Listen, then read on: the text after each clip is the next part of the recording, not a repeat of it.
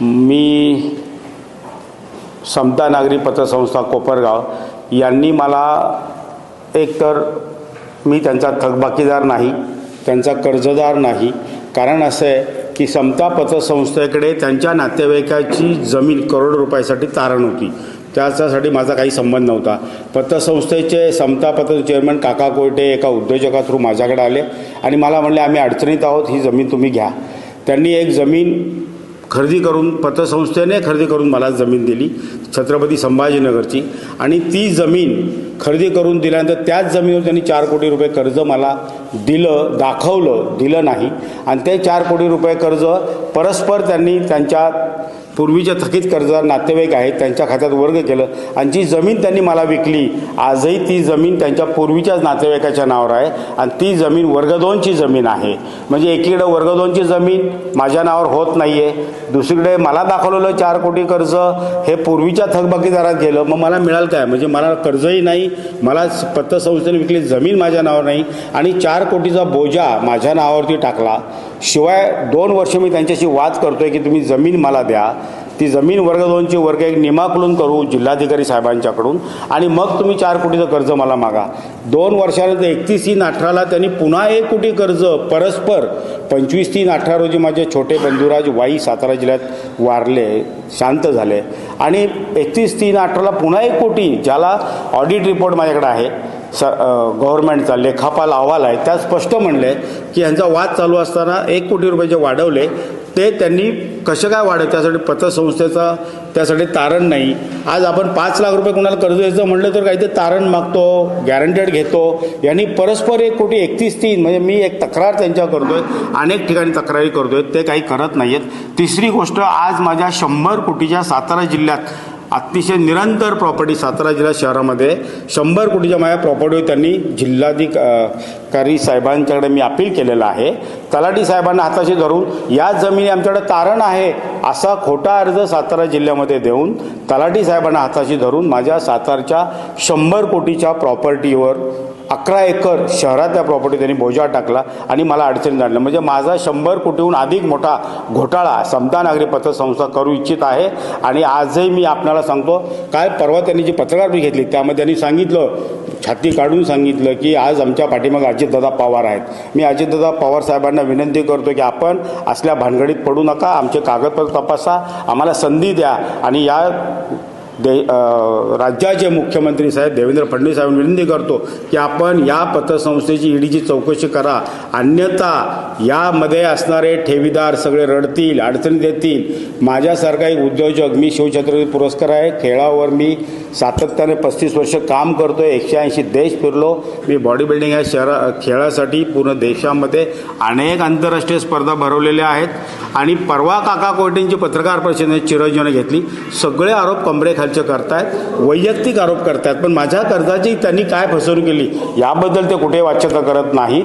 त्यामुळं मी पुन्हा एकदा कोपरगावच्या जनतेला सांगतो, ह्या समता नागरी पतसंस्था असणाऱ्या जे ठेवीदार आहेत, गोरगरिबांचे ठेवीदार आहेत, ते वाचवा. या राज्याच्या मुख्यमंत्र्यांनी मी पुन्हा एकदा विनंती करतो. आणि माझी जी झालेली फसवणूक आहे या पतसंस्थेवर प्रशासक नेमावा आणि ईडीची चौकशी लावावी.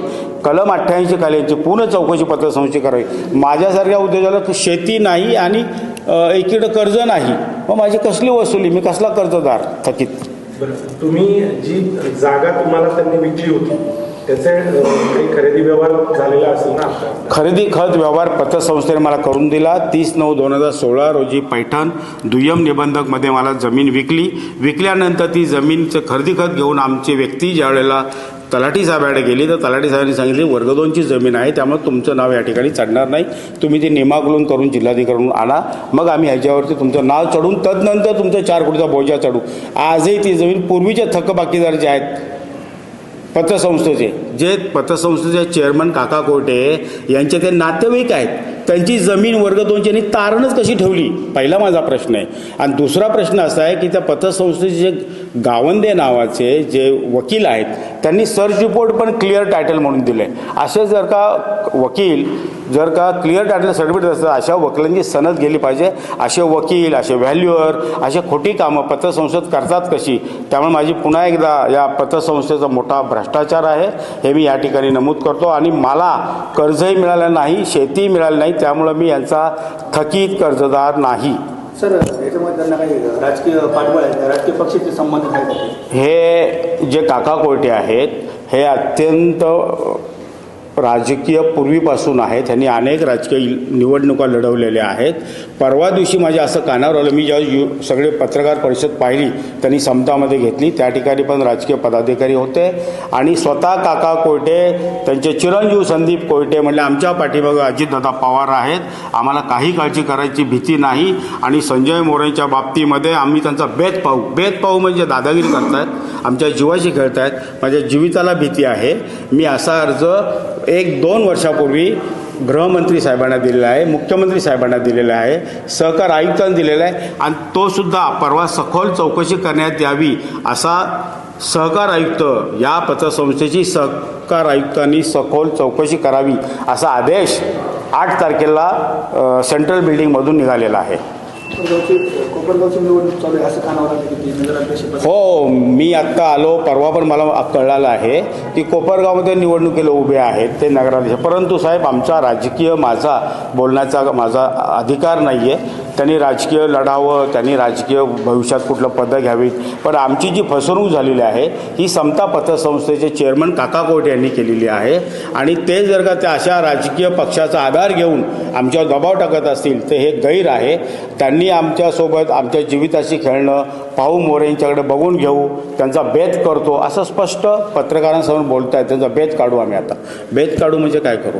ही दमदाटीची भाषा. राजकीय जो काय सपोर्ट आहे तो राजकीय सपोर्ट मी अजितदादांना विनंती करतो, दादा आपण या राज्याचे उपमुख्यमंत्री आहात, असा बेत करू आणि अशी दादागिरीची भाषा, एकीकडे वर्ग 2ची जमीन मला विकायची, त्याच जमीन मला कर्ज द्यायचं, पूर्वीच्या नातेवाईची वर्ग 2 जमीन तारण ठेवायची, त्यांना करोडो रुपयाचं कर्ज द्यायचं, मला दाखवलेलं कर्ज त्यांच्या खात्यात वळतं करायचं. तर असा नालायक माणूस आणि असे कमरेखालचे वार, आणि हेच काका कोयटे आमच्यावर कमरेखालचे वार करतायत, माझ्यावर कमरेखालची भाषा माझ्या कुटुंबावर करतायत. तर यांना ताबडतोब प्रतिबंधित करा असं मी या ठिकाणी अजितदादा पवार यांना आवाहन करतो. निवडणूक हे काका कोयटे स्वतः नगराध्यक्ष निवडणूक लढत आहेत. हे स्वतःच्या पतसंस्थेत मोठा भ्रष्टाचार आहे. तर हे कोपरगाव नगरपालिकेमध्ये जाऊन काय करतील? किती मोठा भ्रष्टाचार करतील? आणि वय 75 झाले. यांनी तरुण उद्योजकांना आशीर्वाद दिले पाहिजेत. तर तरुण उद्योजकांना हे पायाखाली घेत आहेत.